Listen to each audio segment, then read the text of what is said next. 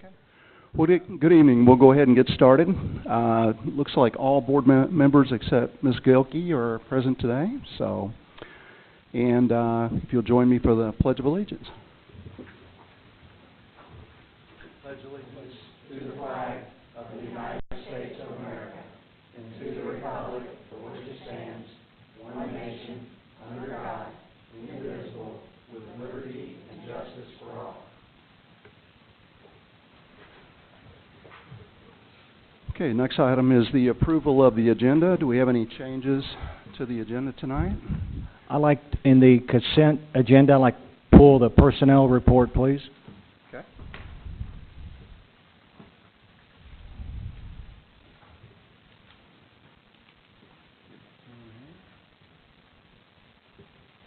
All right, any other changes?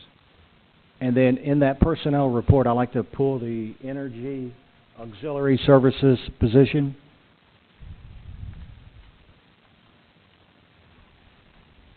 All right. Anybody else? Dr. Mellon, you have any? I'm fine, thank you. Okay. All right. Tonight's agenda, we'll pull the personnel energy auxiliary services position. So everybody else okay with that? Make a motion to approve the agenda with the changes. All right. Thank you, Mr. White. Second. Thank you, Ms. Perkins. Any questions? All in favor? All right. B6-0. All right. Our next, Dr. Mellon, we don't have any public comments on agenda items tonight? No, sir. Okay. Thank you. So next up is our board planning goals and strategies, parent advisory update. So, Board, I just wanted to take a minute, if I could, to talk just briefly about our parent advisory group. If it's been an honor to be working with that group of parents. The purpose of the advisory was really initially to provide information to our parent group, but we also want to gather feedback from them and get some input and address concerns as it relates to parents. We continue to work hard to share with our parents that we care about them and we are concerned and we want to provide a high level of service to them. And so what we decided to do is put this advisory together. In the membership, there is at least a representative from every school. In most cases, that is their current PTA or PTO president. And it's a great group. We've had good attendance, roughly around 25 to 30 every meeting. Mr. Satterley is your board representative on that group. Ms. Bojorquez is also part of this advisory in terms of helping with communications and PR. We've held 4 meetings during this past school year, and those are listed. One of the things that we wanted to do with this group, and I believe this with our advisories, is we want to have an action plan. It's not just about meeting, it's about what do we need to get accomplished. So we held a few brainstorming sessions throughout this year and got them to work together and identify, first of all, a list of things that they felt would be important in terms of how do we increase parent involvement. As we kept whittling that down at our last meeting, we really thought about 2 specific action steps. One, to improve communication. The parents think it would be a good idea to develop this Greater Clark Quick Guide. That's my title. I'm sure there's a more clever title out there that we can create. But what it is like this ready reference, quick reference for our parents. So if there's any need that they have, they can quickly go to this document or go online and they can get the answer they need or get directed to the person who can provide that. That's one of the things that the parents talked about, is that sometimes when they need some help or support, obviously they know they can go to their teacher if it's related to that or to the principal. But if it goes beyond that, then they need some direction in terms of where to go to get that information. So we thought that we could start working on the development of that quick guide and make it available to all of our parents. Whether we'll be able to get that done by the start of next school year, that will be a bit of a challenge for us, but that's what they felt they wanted to work on, and they'll be part of the development of that guide. The second thing is they really wanted to talk about networking opportunities. And the thing that was great with these parents coming from all these different buildings, they start talking about things that they do that are successful in their own buildings. And so across the table or across the room, a parent will say, gosh, that sounds great. We didn't think about that. So these parents start talking to one another in these groups, and these, again, are PTO, PTA leaders, and they start to learn and share and figure out, boy, that's a great idea. Well, the thought process, we take it another step further, and we provide opportunities in certain locations, maybe one in the fall and one in the spring, where we bring parents, not just the parent leaders, but we bring parents from all of our schools together where they can network and have an actual networking event where parents might be able to go from station to station to station to learn about different elements or aspects that certain schools are doing. So all the details aren't worked out, but that's one of the key action steps that they wanted to work on. So again, the key is that those parents are great ambassadors of our school system as well as their own individual schools. And it gives us, every meeting, I spend a little bit of time updating them on some kind of initiative that we're working on, so they're informed. At every meeting, I give them a chance to ask us questions or to state concerns that they may have so we can address those, because I want them to be good ambassadors out there for us, informed ambassadors in the community. And then lastly, I feel we always need to take some kind of action to make sure that they know that their time is not wasted in any way, and that there's something meaningful that comes as a product of those meetings. So I just wanted to give you an update on where we are after this past year. If there are any questions, I'd be happy to answer them. All right, any questions? All right, Dr. Mellon. Well, thank you for the update. As you capture these ideas, are they actually posted out anywhere, like on our website, to where others who aren't part of this committee can see some of the work that's being done? I mean, is there any way to share that information? Yes, there is a way, and we'll figure out how to get that done. Okay. Very good. It's a good idea. Okay. All right. Item G, policy review. I don't think we have any policies tonight, so Dr. Dykle, looks like you're front and center, fund monitoring. Okay. Thank you, Mr. Hall, for my fancy new dandy laser pointer. He didn't like the other one that I had, my $9.95 special. You may not use that on the bus. Pardon me? You may not use that on the bus. Okay.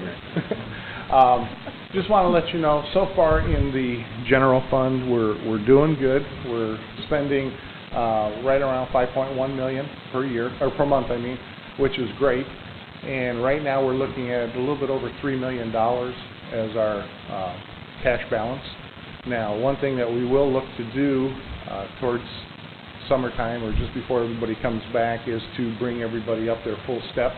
That now will have everybody back up to where they should be on the payroll schedule. That'll cost about $750,000. Not all of it in the general fund. It's just for all the employees. It'll be about $750,000. Then in August, September, we'll start looking at all the people that have left through retirements, who have just resigned, and then bringing in the new teachers that are taking their place, new staff members, and then we'll really get a good handle as far as where we think we'll be towards the end of the year, probably in September. So just to give you an idea, we're looking at $3 million right now, and I'm ecstatic over that number, so, compared to where we were last year. The next two you can skip, the debt service fund, because there's really no activity in those two, and the pension debt. Capital projects fund, we're looking at about $796,000 right now as our estimate. That number should go higher, mainly because what we're going to do is we've gotten permission from the state to spread our tax caps over debt service and pension debt.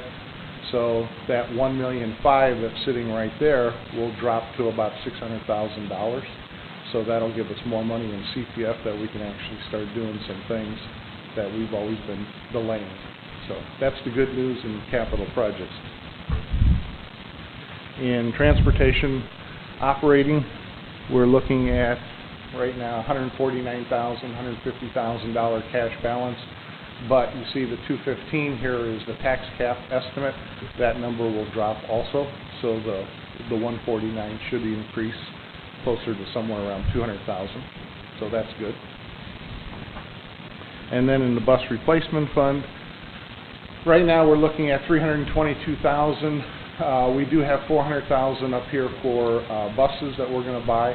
If we can buy additional buses, I have a meeting this week, I think it's Thursday, with transportation to look at 2, 3, 4-year-old buses, see how much bang for our buck we can get.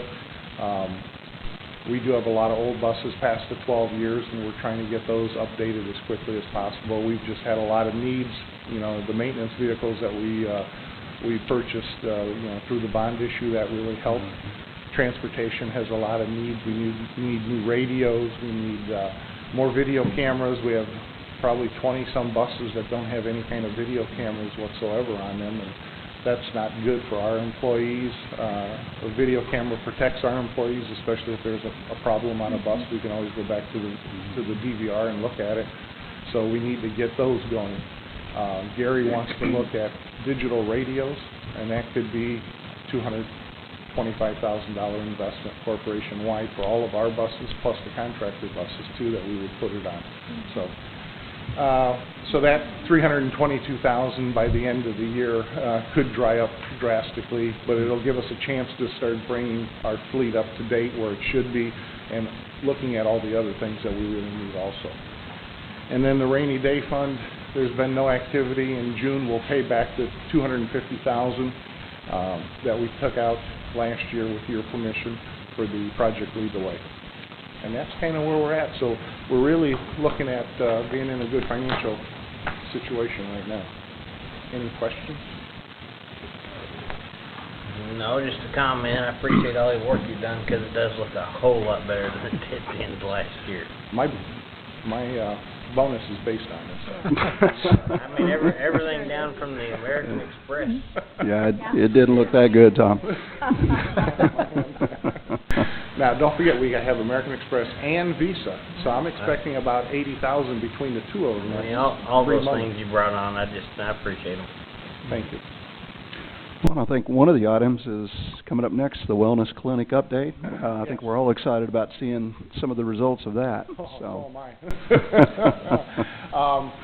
What I do, every week I get a report from Humana Monday afternoon, late afternoon. So what I've been doing is I've been keeping track of all of our pharmacy costs, and then I show a cumulative, and then the average based on however many weeks we're into. Like right now we're through 20 weeks out of the 52. And then looking at a yearly cost, what we're going to project it to be, and then what our claims are. Down here you'll see so far we've paid $612,000 for pharmacy. The average is $34,000. Last year we paid, the yearly total is $1,770,000, and we're projected right now $190,000 under what we paid last year for pharmacy costs. Now, in claims, we're at $2.2 million that we've paid out, averaging $122,000. So we're looking at $6.3 million, savings there of $720,000. So you add the two together, you're almost up at $1 million, which is my goal.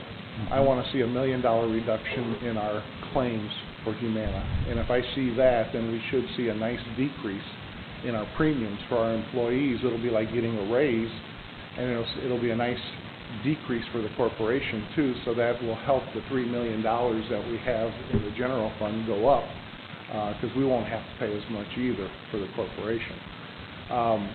If you go to the clinic and they have your email, they send you an email afterwards asking you for a survey, and it's, I don't know, 6, 7 questions. They gave me the status so far, and they are getting all 4s and 5s, 5s being exceptionally good. So they're averaging 4 and 5 on everything. I think they only had 1 3, if I remember correctly. So that's doing good. The ramp is being built for the handicapped accessible ramp for the clinic. We're going to expand the parking lot over there, or I should say Hughes Corporation is going to expand the parking lot, and things are looking good. We want to look at possibly expanding into more prescription drugs, more generic drugs for our employees, and we have to talk about that. because it may impact our max that we have to pay them. So if that's the case, if it could save us additional money, I'd be interested in either having them keep track of the additional costs separately and then just paying them separately with board approval. But everybody likes the clinic. I haven't really heard anything bad about the clinic. The staff is great.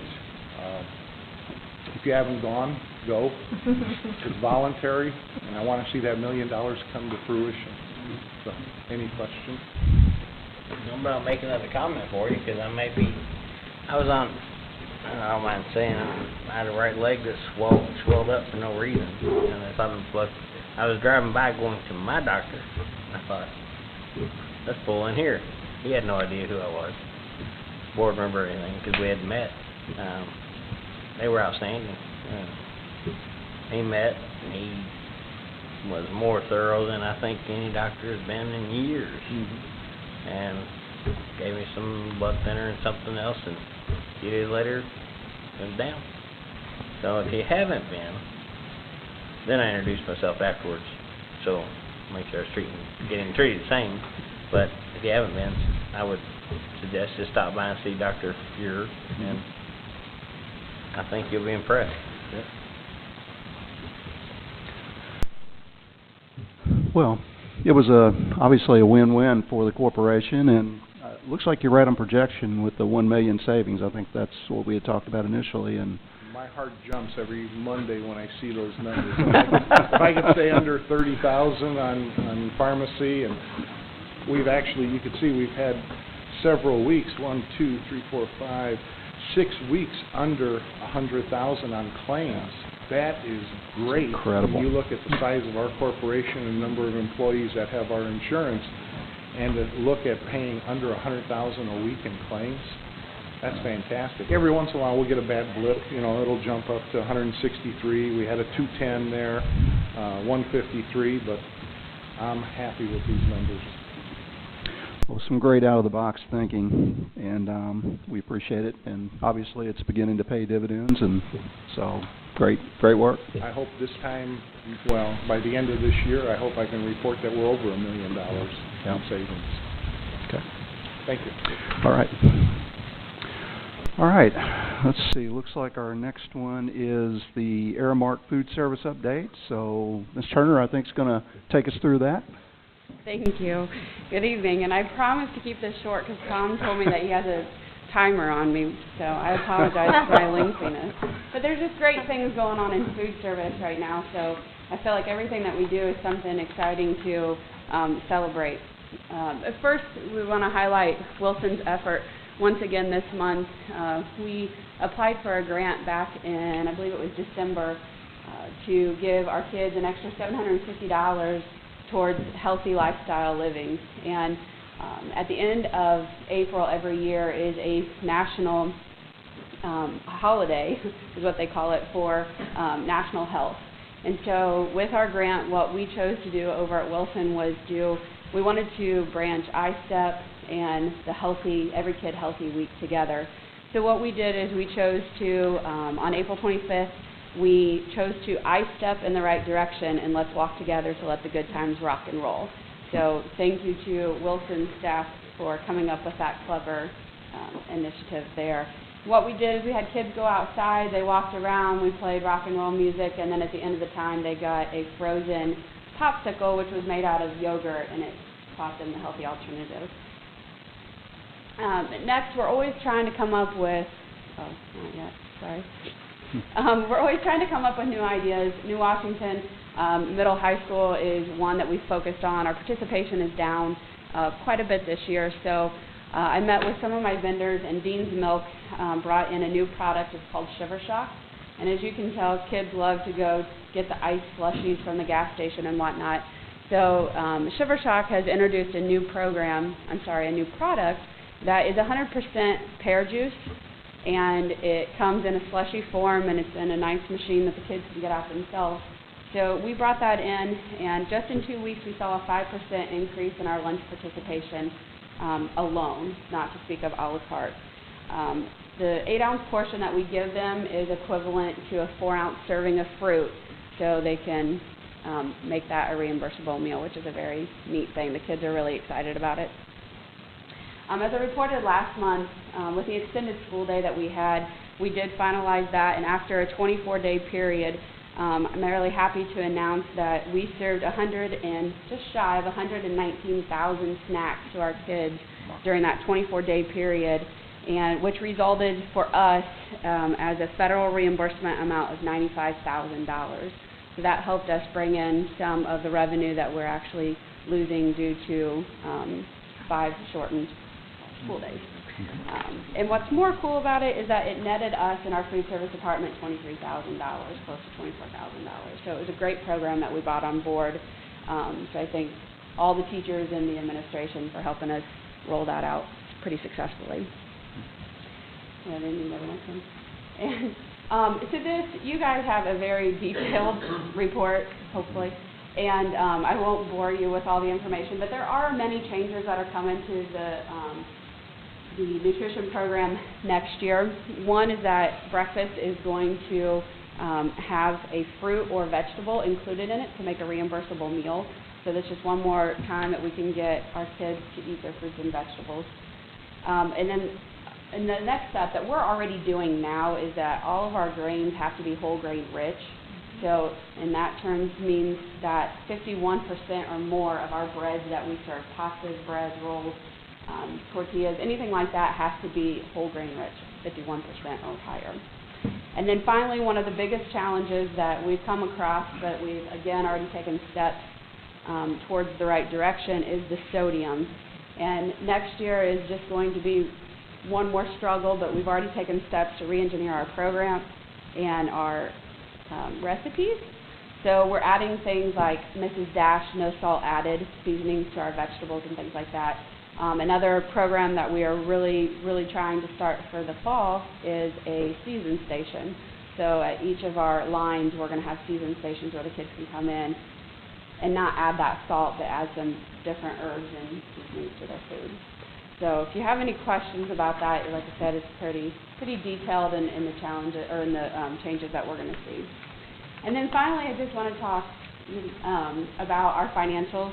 Had a very successful year thus far, and I feel as if we're going to finish pretty strong as well. Our reimbursements, which is a positive thing for us, as you can see, is up about $300,000, which is not including our intersession reimbursements from the fall and spring. And those intersession reimbursements amount to $58,000 that's going to be included, and that's not included in the $300,000 that we're already up over last year. Our meal comparisons, I broke this down per service day. It was easier to show you our growth per service day than all together last year, since we're down 10 days at this time last year.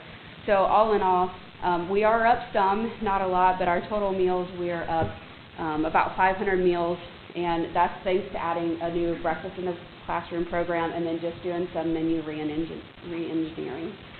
And then finally, I forgot to mention this last month, and I feel like it's very important because I know Chef Chuck is very busy, and I'm starting to see some of the effects myself because he's allowing me to help prepare some catering food, which I hope is to everybody's liking. But I just want to point out that $12,000 currently right now is what we are up over our catering sales for last year. So my staff has done a great job in getting the word out, and I feel like we're utilizing more of our own services versus going out and having money leave to the corporation. So. Any questions? Yes. Didn't you all participate in the Taste of Jeff? We did, and? Yes, and we got third place, so that was exciting. Thank you. We actually prepared the meal that we prepared for our principals the week before because we got such great reviews over it. So we were right next door to Shemp's Candy Shop, which was my first experience with Shemp. So I went home a little on a sugar high, but yes, thank you for that. We did. We got third place. Anything else? All right. Well, thank you. It continues to be a great partnership. We appreciate the update tonight. Thank you. Appreciate it. Okay. All right, Dr. Mellon, looks like we're going to talk about student achievement and graduation rates. Board, I'm very excited about this. As we bring up the data, if you'll go to the last tab, the tab to the right. What this will show is graduation rate for the school systems in our area, and then obviously highlighted is us, Greater Clark, and you can see that our graduation rate for 2013 was 90.2%. So 90% is a state goal. That's been our goal to exceed that, and so 90.2 is pretty impressive. And you can see how that compares. We were at 88.4 the year before and 81.4 the year before that. So a steady growth over the last 3 years in graduation rate. And I think on the next tab over,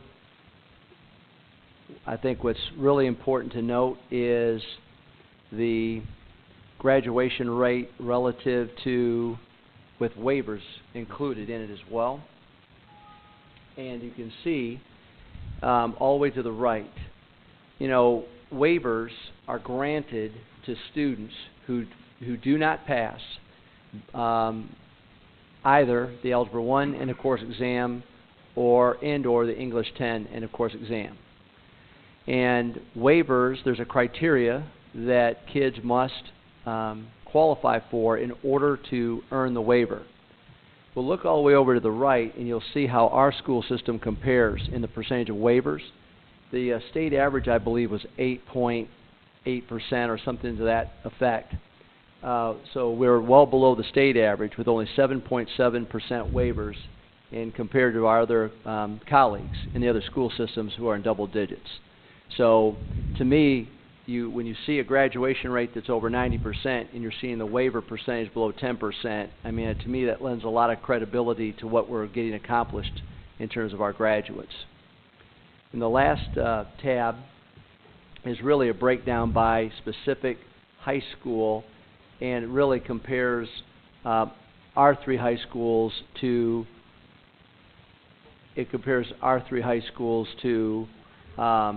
all the other high schools across the, is there another? There it is. There you go. That's fine. So you can see Charlestown at 94.2% graduation rate, New Washington at 89.7%, and Jeffersonville High School at 89%. And then you can see the non-waiver graduation rate, which takes into account, if you'll just slide over a little bit more. So the waivers from Charlestown are only 5.8%, 5.9% at New Washington, and 8.5%, and 8.5% at Jeff High is still below the state average. So I think we can be very proud of all the work that goes into this, because these are just numbers on a piece of paper. But what it also reflects is it reflects the tremendous commitment on the part of every staff member in all three high schools to do everything in their power to try to treat every student as an individual, find out what it's going to take to help them be successful. And this is, perhaps of all the metrics that we follow, it's one of the most important metrics because that's what it's about. It's all about graduating students, and we're doing that. The next metric that I'll look forward to sharing with you down the road will be the post-secondary acceptance. If you remember last year, we were at 87% of our graduates were accepted to a post-secondary opportunity. So our counselors will be busy tracking that, and we'll get a report hopefully here toward the end of June and be able to share that, and hopefully that's into the 90% range as well. Any questions or comments? No, but you know, that's a story that we can tell, and I'm sure Aaron's doing that. That's phenomenal. That's your job. No, that's no. I think that, you know, our graduation rate is one thing, but thank you, Dr. Mellon, for pointing out the waivers. Absolutely. You know, when you think about the demographics at Jeff High and the special education population at Jeff High, and you look at that and you say, you know, out of 480 in the cohort, only 41 students got a waiver. That's incredible. That is really incredible. That does point out the hard work by all those teachers and administrators to get those kids over that bar, because it is not easy to pass those two end-of-course assessments. And I'm just very proud of those numbers, very proud. Thank you. All right. Well, great work. Thank you so much. Amy's going to take us through the Professional Development Plan 2014-15. That's right. It's hard to believe that we're at the end of one, opening another, but we wanted to just review with you what our priorities are going to be around the areas of professional development. Our priority areas remain, there's not many changes really for next year. It's really about getting better at what we're doing. Our priority areas remain literacy. We started the year with a focus on reading and writing, and we'll talk a little bit about that. Balanced mathematics has been a program that we've implemented for the last several years. We've had some movement. We've had a balanced math trainer in every building, and we've had some staffing changes, so we need to kind of recertify our coaches and make sure that we're implementing balanced math correctly. College and career readiness, while it may sound a little bit new, it's completely in alignment with the new academic standards that are coming out that have been adopted by the Department of Ed, which are called College and Career Ready Standards. And then in pedagogy, when we talk about pedagogy, we're talking about how we teach. And our time will be spent really looking at relevancy, making content relevant to kids, our gradual release model, and then begin conversations around grading, which our instructional cabinet has spent this entire year studying. And then finally, we'll continue our goal clarity process. In the area of literacy, we've had a mantra since last year's instructional cabinet. Our goal was to read every day in every classroom, write every week in every classroom, and publish every quarter in every classroom. When we talk about reading every day, we want kids to have tools that allow them to improve their comprehension and increase vocabulary, which district-wide are kind of issues for us as we analyze test data. In terms of writing, we want that connection to text. We want kids reading and writing on a regular basis. And then for the publishing, we're really asking all teachers, regardless of your content area, that there is a published piece of writing, kind of that end of the quarter piece that is either a lab report or a research project that's really taken a student to utilize their strategies for writing that they've learned in their literacy class. In balanced math, I talked about coaches being retrained. The primary pieces of balanced math is that it integrates a daily math review, and that review is done every day for about 10 minutes, and then it's assessed every 2 weeks. But the way that they determine what the skills are that are going to be included in the daily math review, completely based, individualized on how the class has done. So one class's daily math review may look very different to the neighbors. It's all about what that individual teacher's data reflects. For problem solving, there's a poster math method that they talk about that's typically done on Fridays. In a way, again, it's a way to bring kind of the whole instruction together and then transfer it to the way kids will be assessed on high-stakes tests for problem solving. And then at the elementary, we're really working to improve and increase math facts, which is always a, at the end of the year, you'll see the charts where all the kids have stars, where they know their math facts, and then they start the year the next year, and you're like, where was the retention? So we're really working on better ways to teach math facts and increase retention with that. I know the last couple board meetings we really talked about college and career readiness, but we will be incorporating information for all teachers on the work ethics certificate, on positive behavior intervention supports, digital citizenship through our implementation of a one-to-one. We've had a chance to really look at this year, look at any issues we've run into with kids and their utilization, which I'm proud to report have really decreased as the year has gone on.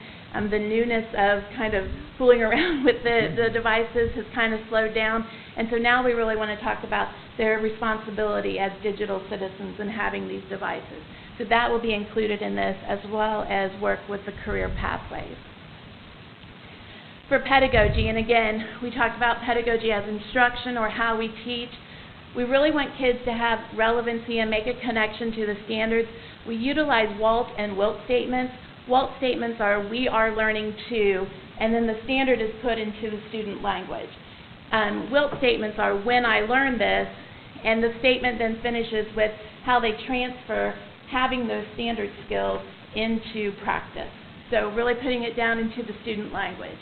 For gradual release, one of the things we want to make sure that our teachers think about when they're planning lessons is that kids learn in different modalities, different ways, and we need to give them time.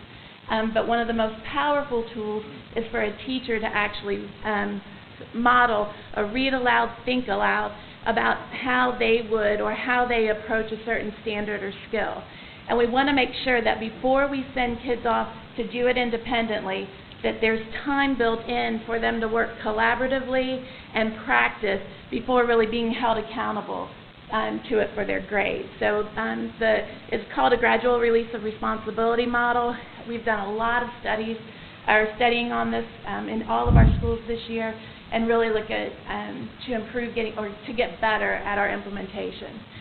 And then we'll talk about our grading practices, which really are not for full implementation until 15-16, but we really want to talk about with our teachers what we all agree that mastery looks like and how we communicate mastery, what our practices are going to be around homework, and that we're all on the same page when we talk about these things. And then finally looking at our grading scale. Our goal clarity process pretty much remains the same, except our pacing guides will be district-wide the way they have been over the last few years. The learning and assessment rubrics and the learning checks will be moving from district implementation to building level implementation. There's still the requirements, and we still have a bank of district assessments that they can use, but ultimately we're trying to get back to personalizing the pace of the content to the individual buildings and allowing for professional decision making to take place about how things are assessed and how we monitor and how much time it takes a student or a class of students to learn a set of skills.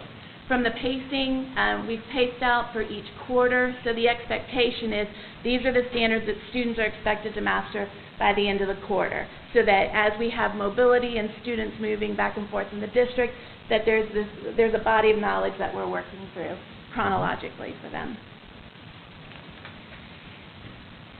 It's hard to believe, but our summer school closes on June 20th, and 15 days later, 15 work days later, we will be opening on July 14th with our principals and going through a day-long seminar and workshop with them, kind of prepping for the new year. On the 21st of July, we have our e-learning conference. We're already over 250 participants, and we expect to have a full packed house by the end of this. On July 22nd, we're reinstituting our Building Leadership Team Seminar. We've not done that in about 3 years, and it's really, as we've talked with our administrators and teacher leaders, it's really been a missing piece for us. We really want as much communication as possible with our professional staff so that everybody's on the same page and has an understanding about what we're doing and why we make certain decisions. Ann's department is running a 2-day collaborative teaching session, I believe, with Marilyn Friend, a great expert in the field. And then on Friday, July 25th, we'll have our new teacher orientation. The opening day for teachers is Monday, July 28th, and we'll have a session at Charlestown High School. We look to have Todd Whitaker as a presenter at that particular session, so we're really looking forward to his message. And then that afternoon, teachers will work in their buildings to set up classrooms. If you notice in the evenings of Monday, Tuesday, and Wednesday of that week, we actually have open houses. We did not do this last year, and we really, I think from a district standpoint and in talking to our administrators, missed out on. We've moved to an electronic registration process, which is wonderful in terms of the management side, but we want to make sure that we're keeping the personal contact in touch. So we'll have the open houses, and if parents have been unable to register, had any problems, they can register there during that time as well. On Tuesday, we have all-day corporation professional development, and that will be at Jeffersonville High School, and I'll kind of walk through what that day will look like. And then Wednesday, the professional development and teacher work will take place at the building levels with welcoming students on July 31st. the Corporation Day at Jeffersonville High School. We'll have 2 sessions in the morning and then a lunch provided for all of our certified staff, and then 2 sessions in the afternoon. Teachers will rotate through topics of literacy, of balanced math or technology. If you're a math teacher in K-5 or a secondary math teacher, you'll be in the balanced math section. And then sessions on college and career readiness and pedagogy. For those teachers that are in balanced math, we'll have a videotape of the technology presentation so they won't miss out on that as well. This is a little bit of a change for us for next year. A lot of our buildings operate in this manner, but we've not really taken a corporation approach to professional development delivery this way. We maintain our priority areas, but now we'll be focusing each week of I think next year it's 39 weeks of school, on a particular area. So in week 1, we'll deal with literacy, balanced math and content area work. In week 2, the college and career readiness in week 3, and then in week 4, we'll deal with the pedagogy and relevancy. The one thing that we want to make sure we're aligning is from a district office that we're providing the support out to the buildings. So I send a weekly newsletter out every Monday morning. The first week it'll all be dealing with literacy. Our e-learning coaches will begin to utilize a newsletter. It'll probably be a video newsletter that they'll be doing. They'll also follow a week 1 of literacy and so forth, so that we're all providing kind of support in the same way, in the same area. And then finally, we continue with technology. It's hard to believe, but Friday we start collecting Chromebooks and starting to clean them up and pack them up for the next year.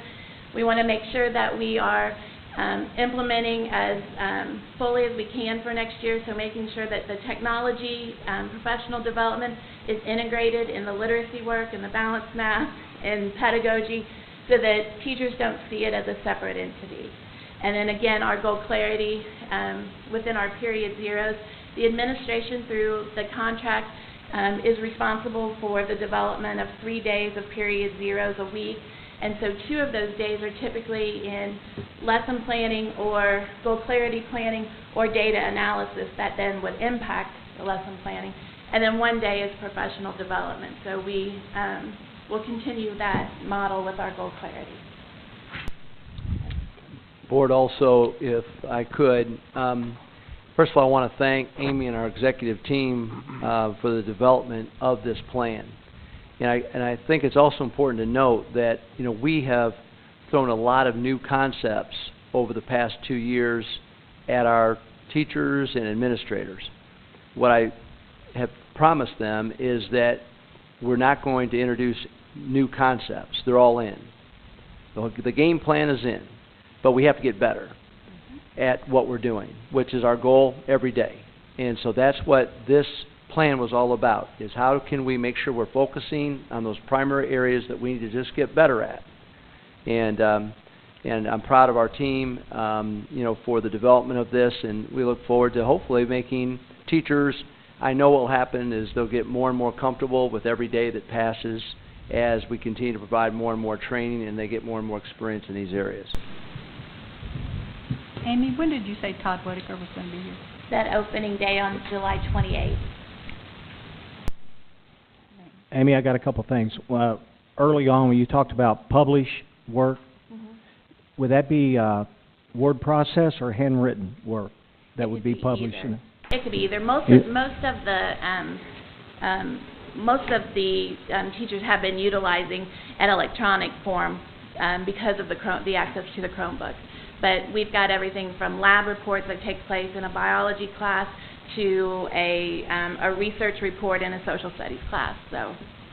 Okay.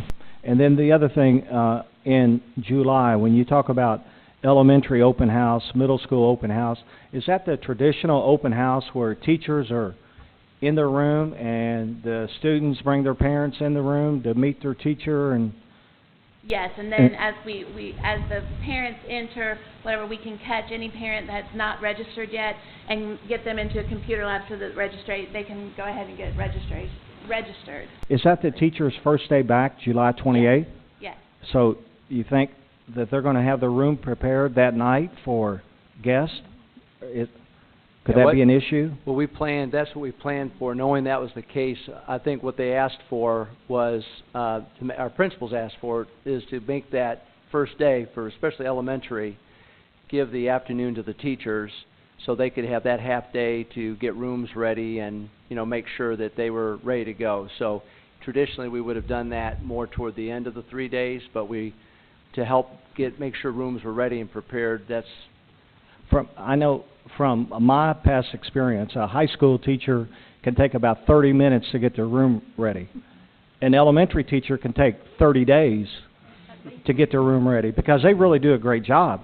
Would it make sense to have the high school open house day 1 and the elementary day 3, just to give those teachers a great chance to showcase their talent on room preparation? We actually offered that, and initially we were kind of thinking along the same lines, and as the group met, the elementary preferred to have the other 2 days to kind of capture, if they have to make personal phone calls or those kinds of things, to parents that didn't show up. So I'm not, I think that the conversation will be, the room may not be all the way ready, but we're ready for kids, and I think that was kind of the conversation this first time. we didn't really care. We didn't care what night was which, so we just tried to get input and feedback, and we can try this and see how it works, and if we need to change it around next year. But I think it's important to note we really didn't even do this to this level or extent last year. No. We knew that this was sort of a missing component, because we relied on registering online and all that kind of thing.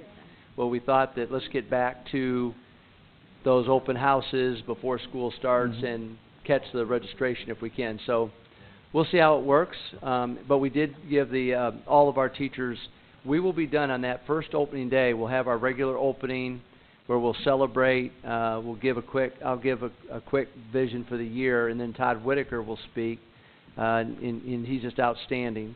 And then, so we'll be done. Allow from, I'm not sure the time frame, maybe 11:30 to 1 for lunch, and all the way, it's really the teachers, it's their day from 11:30 and for the rest of the day to get lunch and get back into their rooms and do what they need to. So I hope that'll be sufficient.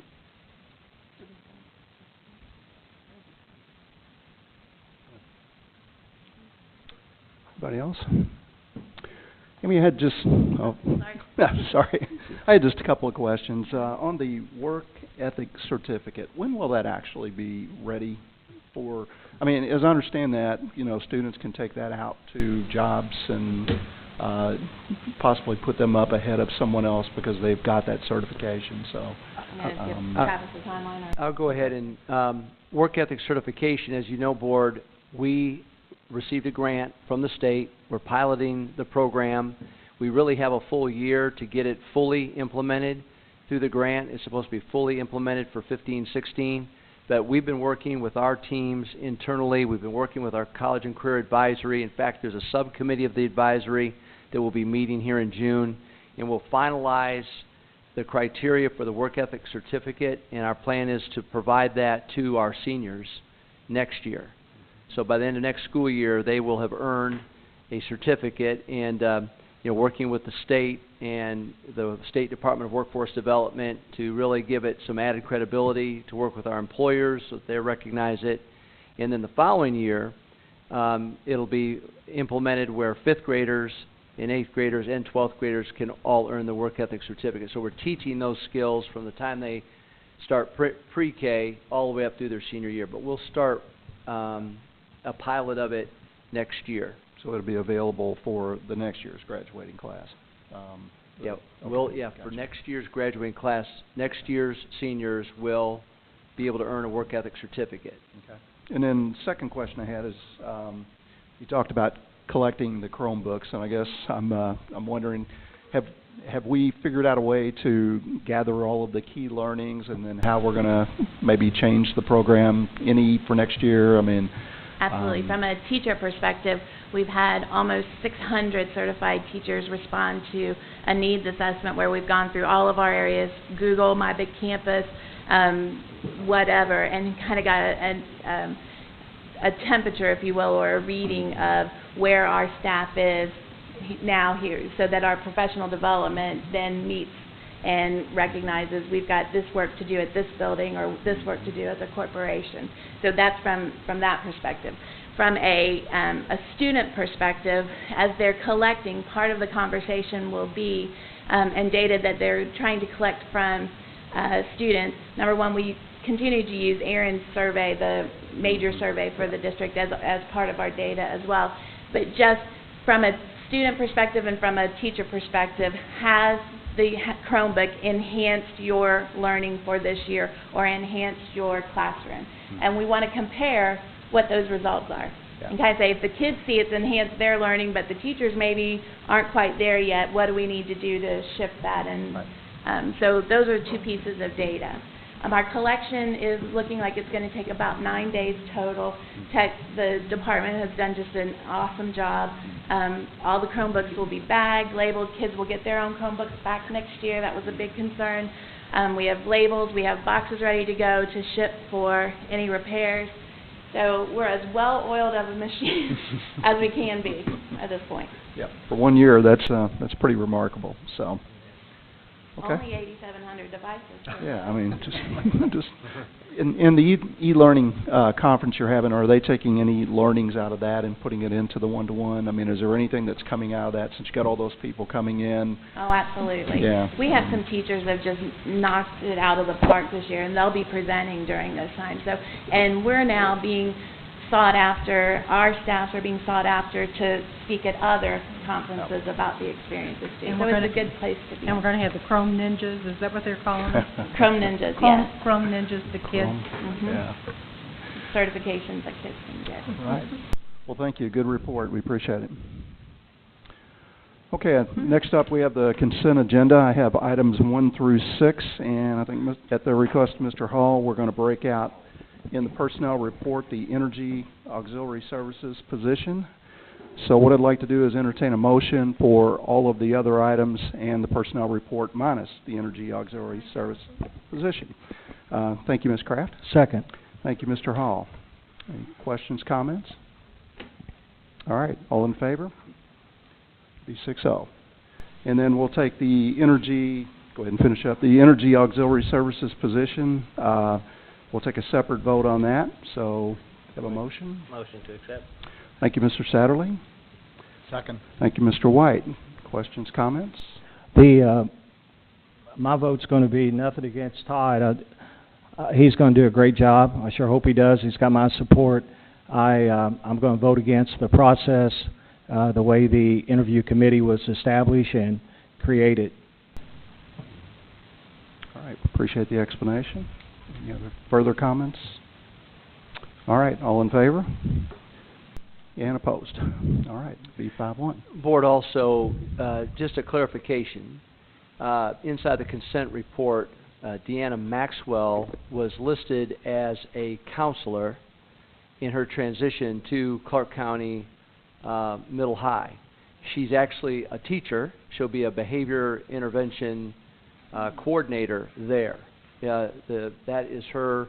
She's not a licensed counselor, but she will. She's a special education teacher with a lot of behavior intervention. In fact, she's been vital at Parkview in terms of our PBIS program. So I think there's just a clarification. Is that right? That's correct. Mr. Hare? Yes, sir. Yes, sir. So do we have to? Yeah, it was just a typo correction in the personnel report. Does it require a vote to take that action, or just to make?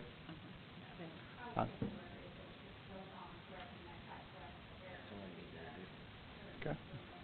So so board, if you wouldn't mind. So moved to make the correction. Okay. All right. Was that Ms. Kraft? I'm sorry. Okay. Mr. White and Ms. Perkins. Thank you. And All right. library candlestick. And a vote. Okay. All right. All in favor? All right. Be 6-0. Thank you for that clarification. Dr. Millen, I know since we've voted on the personnel report, you're anxious to make some announcements, so I'm going to turn it over to you. Thank you, board, very much, and thank you for your patience with that correction. First of all, there are 3 individuals in our audience who you have voted on to approve tonight, and as has become our tradition, I'd like to introduce them to you.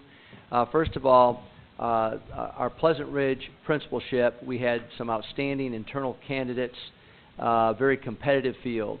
And the consensus of the committee, which did include a teacher from Charlestown, from Pleasant Ridge, as well as a PTO president from Pleasant Ridge, the consensus overwhelmingly was for Sarah Porter to become the next principal of Pleasant Ridge.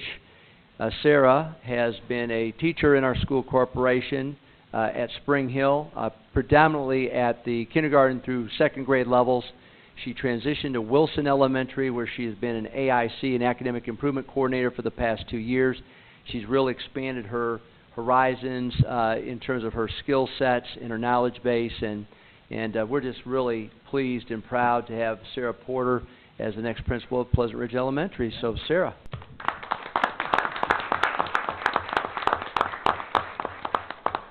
If I could thank the board and thank Dr. Mellon and the administrative staff, I am very excited. I know I have some huge shoes to fill.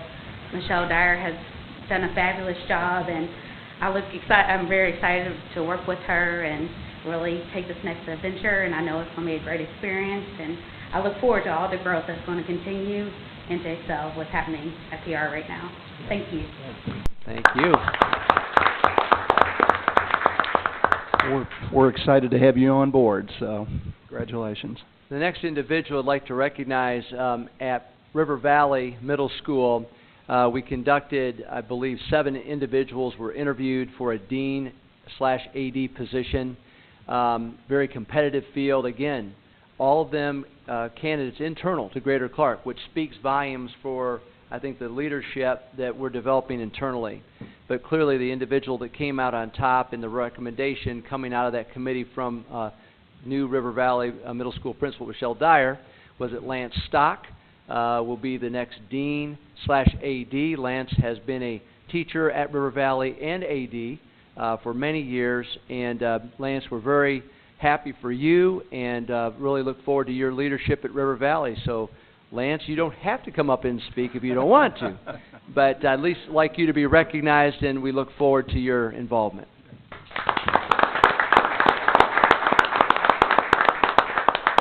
Congratulations. And lastly, we have our new energy manager and HVAC specialist is Todd Givens, and he is a product of Greater Clark. He attended Riverside Elementary, Parkview Middle, and Jeff High School, graduating in 2002. He received his Bachelor of Science in Mechanical Engineering and his Master's of Mechanical Engineering from the University of Louisville. Todd's experience is diverse and includes designing HVAC systems, performing energy and cost studies, building energy models, and managing construction projects to guarantee energy savings. He has worked primarily in the K-12 market, but also has worked in healthcare, detention, and commercial facilities. Todd identifies energy efficiency opportunities that will generate energy savings, lower operational costs, and reduce carbon emissions. Greater Clark County Schools is a leader in southern Indiana for having the most schools meeting the Energy Star rating level as set forth by the EPA for reductions and control of HVAC and lighting systems in schools. Mr. Givens will be able to perform these studies in-house rather than having a mechanical engineering firm complete these as in the past. Mr. Givens' resume includes working for an energy management company and also working for the largest consulting engineering firm in the state of Kentucky. So it is a pleasure and an honor to welcome Mr. Todd Givens to the Greater Clark family. Todd.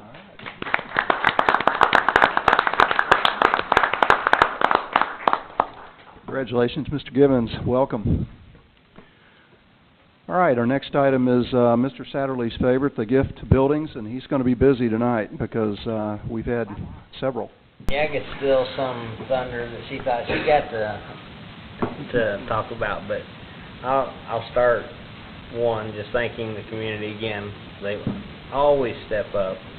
This time there's a couple that, if you see the list, first from Community and Schools, $8,500, and I believe the answer was that was for our summer school grant. Mm-hmm. Correct. Yeah. So once again, that wonderful partnership. And then you just have a litany of donations across. There's one that stands out because I saw the play twice. It's Jeff High School and it says various, so I'm assuming it's parents Part of your and money. part of the money that, yeah, part of the t-shirts I bought, and they're a little bit of everything, but $8,400 to send them to Nebraska for Smoky Joe's. Being their last performance of the year, don't miss them next year. Better than Broadway, so. They're actually performing again Are they doing it again? Well, I'll at be. the River Stage.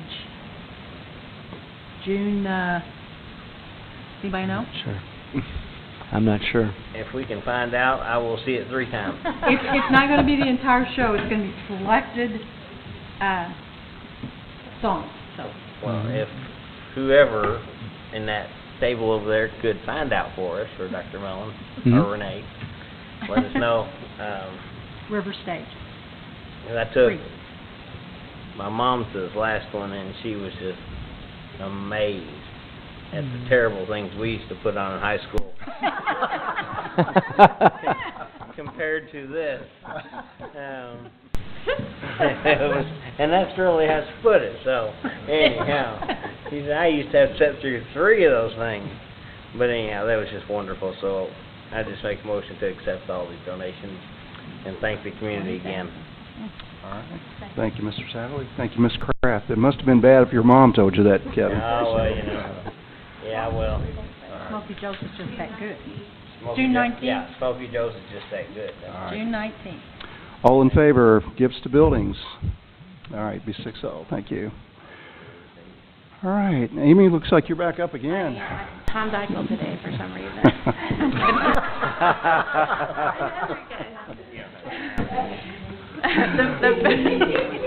The first item I have is the book rental, the elementary book rental for 14-15, and at grades 1 through 5, we've at least reduced it by $5. In 4th and 5th grade, we're almost at the $10 reduction. At kindergarten, we did need to increase for $5. We've not increased kindergarten in many years, but the consumables that they utilize are a little bit more expensive this year. But our goal for a textbook, we're approaching 60% free and reduced lunch as the district. And so as we apply for reimbursement from the state, there's a max now that it's typically right around $72 is the max that we would get in return for those students in free and reduced. So as we're trying to get our cost rental as close to those numbers as possible, so seeking approval. Make a motion to accept. Thank you, Ms. Satterley. Thank you, Mr. Hall. Any questions or comments? All right, all in favor? Be 6-0. Thank you. All right, next item is the High School English Language Arts and World Languages textbook adoption. Yes, we had secondary adoptions this year. I will be coming back to you on June 3rd with the actual book rental, which again, for each of these areas will be significantly reduced to what it was from last year. As we approach this adoption this year, this was our first clean year where we're able to really look at the blended environment of digital learning and hardback books. For most of these adoptions, there'll be a classroom set of hardback books in each of the classrooms, but then the rest of the access is all student access electronically through their Chromebooks. So I'll explain at the next meeting about what that impact is on their reduction. The other thing I want to point out is, and it's kind of an exciting time for us, as Dr. Mullen indicated with the graduation rate, as we have to provide fewer classes for remediation, we're able to expand our offering. So you'll notice there's a science fiction class that we're offering, a sports literature class that we've not been able to do over the last couple years, and so we have adoptions to support those as well. Okay. Motion to accept. Thank you, Mr. Satterley. Second. Thank you, Ms. Perkins. Questions, comments? All right, all in favor? 6-0. Thank you, Amy. All right. Looks like our next item is board reports. Mr. Hall, do you have any reports? No, sir. Ms. Perkins? Well, I was going to talk about how great Smoky Joe's was, but somebody took my thunder. I went to the performance too and saw him with his mother, and boy, she was right. His performances were nowhere near Smoky Joe's. But, Did you see my performances? Maybe. Okay. But I also took a guest who's not she's not connected to the schools at all, and didn't have children in our school district. And she's got background in theater, and she was blown away.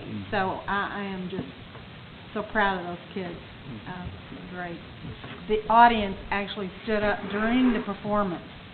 Not after the song was over. You know, you get a standing ovation. Part of the audience just stood up during the young man's song. I can't remember what it was. But anyway, it was incredible. I'm so proud to have them in our. I'll brag on them once again. It came down from Indianapolis. The director of Beef and Boards, who was an awesome actor back. I wasn't, but he was. So I drug him down. But Eddie, they've even heard up there how wonderful Jeff I was. So it's getting around. That's all I have.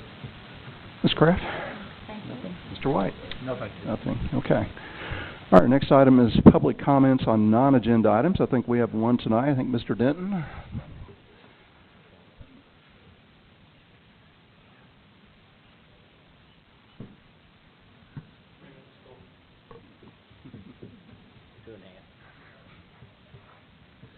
My subject tonight is evaluations.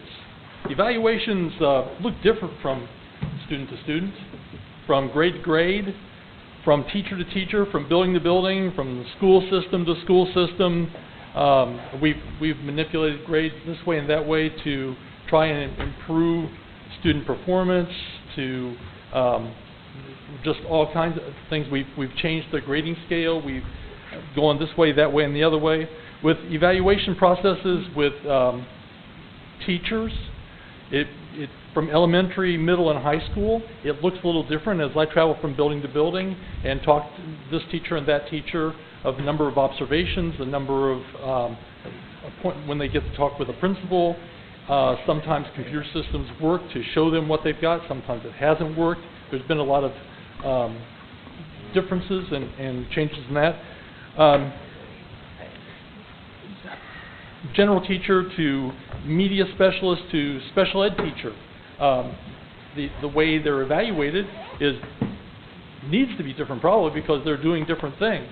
And these evaluations, still we try to put everything in one basket and get one size to fit all still. And one size doesn't fit all when you're looking at a lot of different things. If you're looking at the theater, which our theater is doing great, and you're trying to evaluate that teacher, you're trying to evaluate the play, you've got different kids and you've got a different play, and sometimes it's hard to make comparisons when you're not really looking at apples to oranges. You're looking at a lot of different things.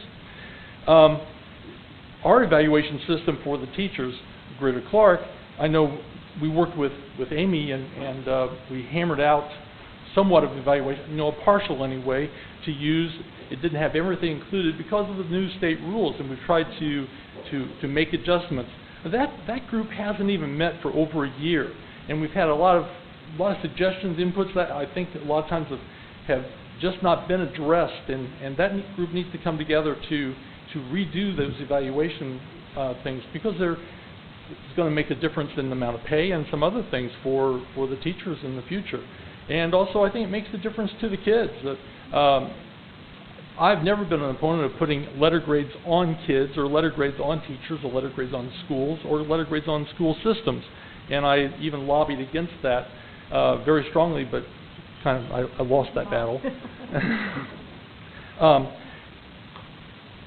So this evaluation committee, I'm looking forward to this next year of hearing about and maybe participating in how the evaluations are changed and how they're adjusted, and maybe even some of the state laws could be adjusted and made better for all of us. Thank you. Okay. All right. Thank you, Mr. Denton. Okay, board comments, Mr. Hall. I don't know how much longer Frank's going to be president, if this is it or the June 3rd meeting, but I want to tell him thanks and the time that he dedicated to the Teachers Association. I believe he's done an outstanding job, and wish him the best in whatever he chooses to do next year. He's got my blessing. Thanks, Frank. All right. Ms. Perkins? Ditto. Okay. Mr. Satterley? Same comment, really, Frank. Thanks for everything. Thanks for being so pleasant and open with us. Okay. Sure. Thank you, Mr. Denton. Mr. Denton. Okay. And to Mr. Denton, it's a tough job. I know. I've been on the other side of that, and it's a tough job, and you've done an admirable job, and we appreciate your efforts. So, good luck to you, and wherever you decide to do. So, Dr. Mellon. Just a couple final comments, Board. Just another clarification on the Communities and Schools donation. We will be receiving a summer grant of about that amount eventually from Communities and Schools, but that was for Camp Kindergarten.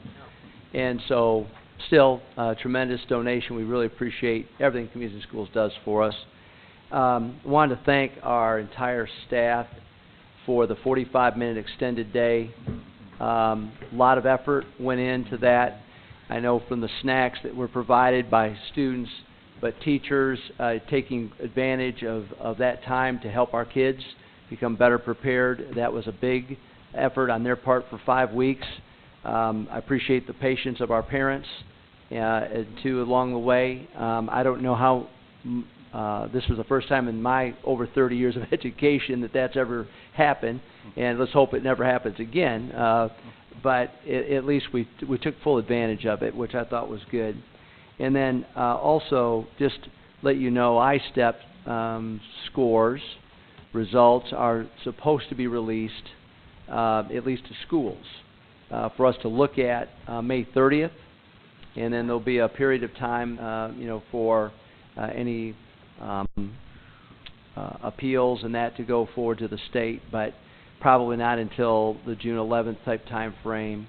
But we'll keep you informed, and it'll be a lot better to finally get those results back. If we can get them back before the end of the school year, that would be great. All right. Thank you. Okay. Need a motion to adjourn. So moved. Thank you, Ms. Perkins. Second. Thank you, Mr. Satterley. All in favor? All right. Good night.